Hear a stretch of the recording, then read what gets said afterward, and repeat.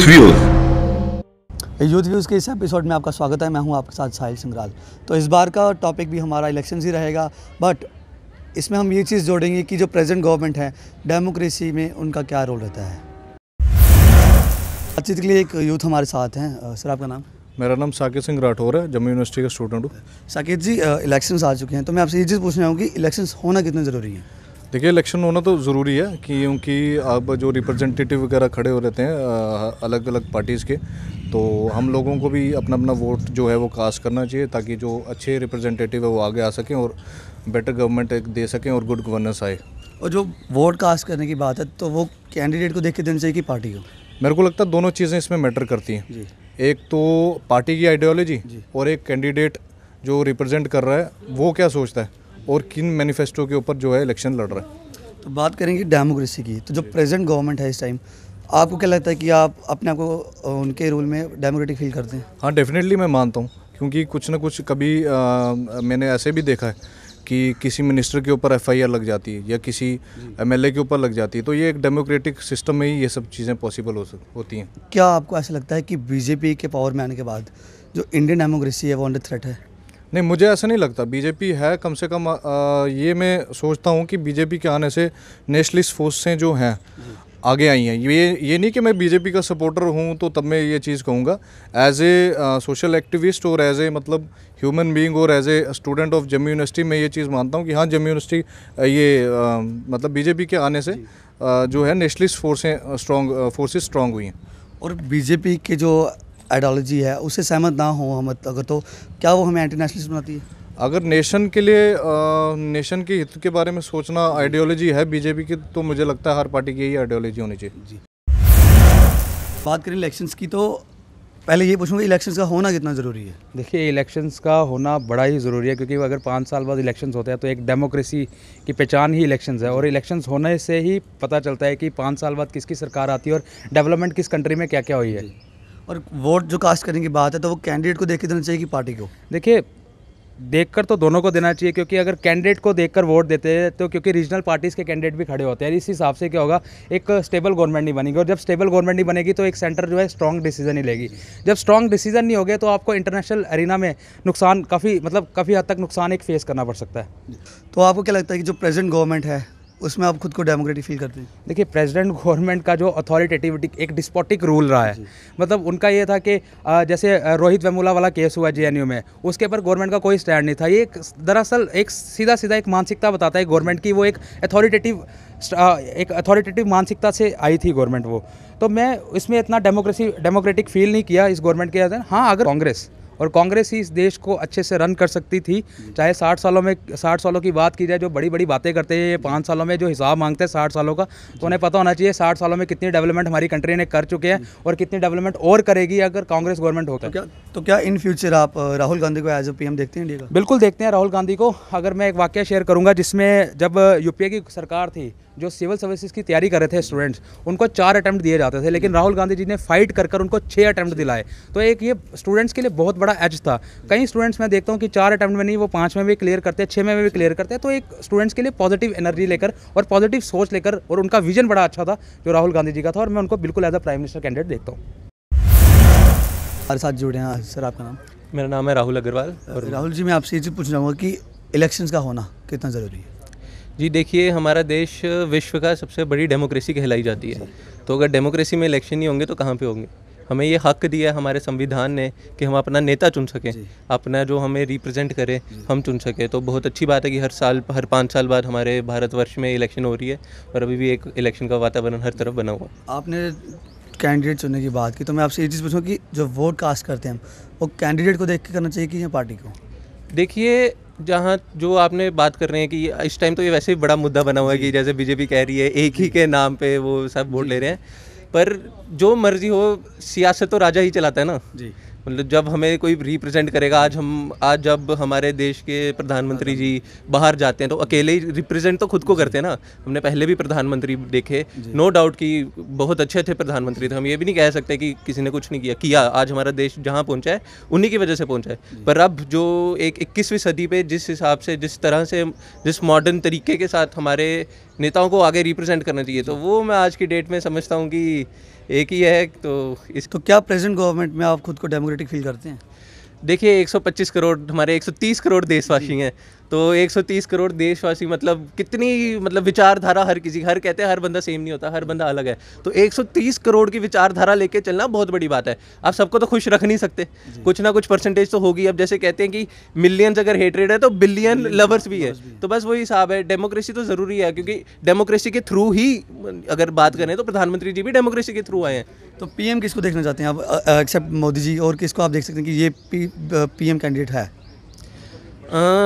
PM candidate अगर देखा जाए तो जैसे इस टाइम कांग्रेस पार्टी है, तो राहुल गांधी तो नहीं, मतलब वो तो मैं नाम लेके पीएम नहीं देखते। नहीं, वो तो मैं नाम लेके, हाँ प्रियंका जी आ जाए फिर हम सोच सकते हैं, पर राहुल गांधी तो मैं नाम लेके बोल सकता हूँ ना, राहुल गांधी नहीं।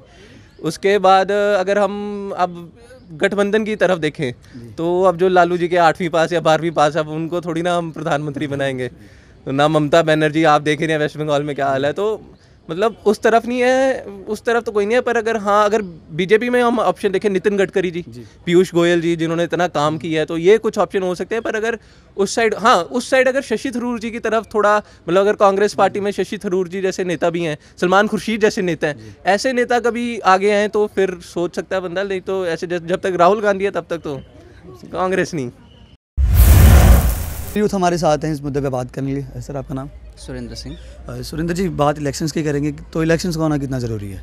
इलेक्शन होना बहुत ज़रूरी है, इसी से आपकी डेमोक्रेसी जो है ये एक आइडेंटिफिकेशन बन जाती है कि we are living in democratic country. यही कंसेप्ट नहीं, हम तो वाइब्रेट डेमोक्रेटिक कंट्री वर्ल्ड में जा रहे हैं। द अदर पीपल्स, अब ये कंट्री हमारा इतिहास है, पिछले 72 ईयर्स के रूलिंग में हमारी कंट्री में कभी एक टाइम भी बताइए जहां राष्ट्रपति शासन लगा हो, प्रेसिडेंट रूल, मिलिट्री रूल लगा हो। हमारे नियरेस्ट कंट्री पाकिस्तान, जहां 40 ईयर्स तक जो है प्रेसिडेंट रूल रहा, मिलिट्री रूल रहा, बट हमारी कंट्री में वाइब्रेंट डेमोक्रेटिक का कंसेप्ट है। और आज तो पॉलिटिकल अवेयरनेस इतना आया है, राइट टू वोट का कंसेप्ट हर मासेस और हर वोटर पे जा रहा है, और पर्टिकुलरली न्यू वोटर जो आ रहा है, जिसकी स्ट्रेंथ अभी 1 करोड़ हो चुकी है इस इलेक्शन के दौरान में।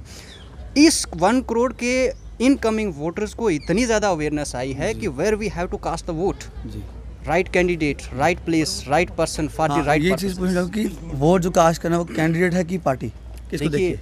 सबसे पहले मैं आपको बात बताता हूँ, पार्टियाँ जाती रहती हैं और कैंडिडेट कभी कभी आते हैं, और कैंडिडेट कभी कभी आते हैं, इसी से देश चलता है। अटल बिहारी वाजपेयी भी एक युग थे, लाल बहादुर शास्त्री जी भी एक युग थे, इंदिरा गांधी जी भी एक युग थे, इसी तरीके से आज मोदी जी भी एक युग है। ऐसे मोदी जी आज अपनी जगह पे हैं, उनका कंपैरिजन अटल बिहारी वाजपेयी जी भी नहीं कर सकते, और अटल बिहारी वाजपेयी के लाल बहादुर शास्त्री जी भी नहीं कर सकते, जिनका 0 बैलेंस अकाउंट था। ऐसा प्रधानमंत्री आज तक कोई नहीं रहा जी। और यही वजह है, कैंडिडेट्स को ही वोट किया जाता है, पार्टीज़ को नहीं। पार्टियाँ आती जाती हैं, अब कैंडिडेट चले जाते हैं, पार्टियाँ नहीं जाती है, पार्टियाँ चलती रहती हैं। आपने बात की थी आपने डेमोक्रेसी की, तो प्रेजेंट गवर्नमेंट में क्या आप खुद को डेमोक्रेटिक फील करते हैं? बिल्कुल, we are feeling proud of the democracy. तो आपको ऐसा नहीं लगता कि बीजेपी के पावर में आने के बाद जो डेमोक्रेसी है इंडिया की, वो अंडर थ्रेट है? बिल्कुल नहीं, अंडर थ्रेट उनके लिए है जो एंटी नेशन है जी। जो एंटी नेशन नहीं है उनके लिए तो बीजेपी की आइडियोलॉजी के साथ सहमत नहीं है, क्या वो एंटी नेशनलिस्ट है?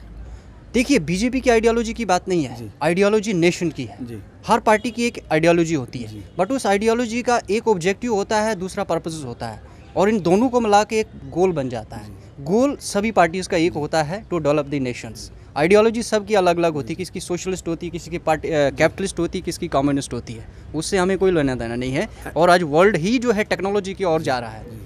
आज हम बैलगाड़ी पे तो जा नहीं सकते हैं, सीधी सी बात है। एक पर्टिकुलर जो है आपका एग्रीकल्चर क्षेत्र है, एग्रीकल्चर क्षेत्र में कोई आज जो है प्लोइंग नहीं करेगा।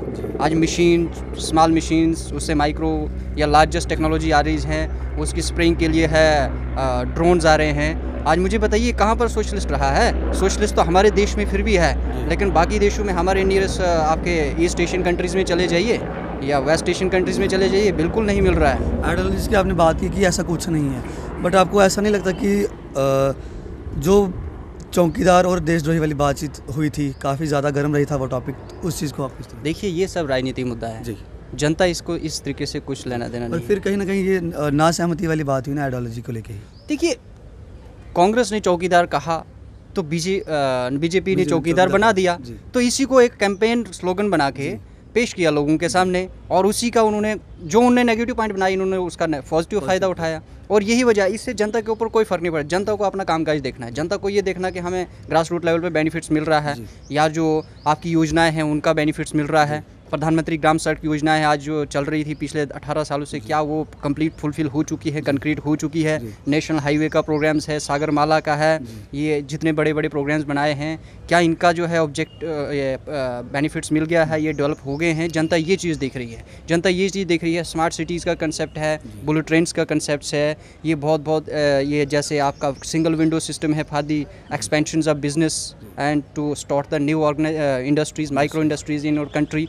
तो ये चीज़ें जनता देख रही है, जनता अपॉर्चुनिटीज़ देख रही है, जनता एम्प्लॉयमेंट देख रही है, जनता ये चीज़ देख रही है। जनता को चौकीदार या कांग्रेस की किसी या बीजेपी की उस आइडियोलॉजी से कोई मतलब नहीं। आइडियोलॉजी होती है to counter the other parties, to counter the other party, मतलब कांग्रेस बीजेपी को काउंटर करती है, बीजेपी कांग्रेस को काउंटर करती है। आप बीजेपी की टक्कर में ऑपोजिशन में किसको देखते हैं कि कौन सी ज़्यादा टक्कर में है बीजेपी के साथ? देखिए, यहाँ मैं बीजेपी की टक्कर नहीं कहूँगा, यहाँ मैं मोदी की टक्कर कहूँगा। कौन है मोदी की टक्कर में? राहुल गांधी। आपको ऐसा लगता, आप क्या एक सवाल और कि राहुल गांधी को आप इन फ्यूचर देश का पीएम देखते हैं?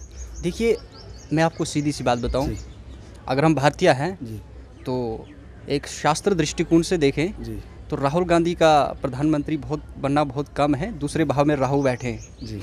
तो राहु जब दूसरे भाव में बैठे हैं, वाणी के क्षेत्र में बैठते हैं, तो हमेशा उल्टी ही बात करवाते हैं, चाहे वो सीधा सोच भी जाए।